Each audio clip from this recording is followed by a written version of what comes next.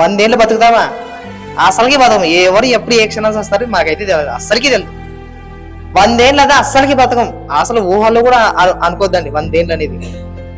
మనకు అంతటి ఇవ్వలేదు. 80 కూడా కష్టమే. మనం ఎప్పుడు ఏ క్షణాన మరణిస్తాం మనకు అస్సలకి తెలియదు. తెలియనప్పుడు నిత్య జీవము ఉంది, నిత్య నరకము ఉందని తెలిసినప్పుడు దేవుడు కోరుకున్నట్టు మన హృదయంలో ఆ పరిశుద్ధత ఉంటే ఎంత గొప్ప చెప్పండి,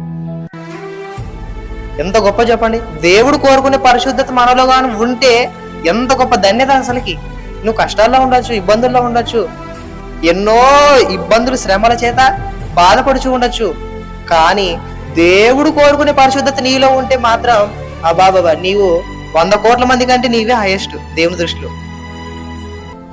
ఎన్ని శ్రమలండి యోబు గారికి. అబ్బా బాబా, ఒక్కటి వచ్చినా కూడా మనం ఏడికేస్తాం, ఒక్కటి వచ్చినా కూడా ఏడికేస్తాం. మనం ఏం అసలు ఎదుర్కొనే శక్తి లేదు మనకు ఫస్ట్.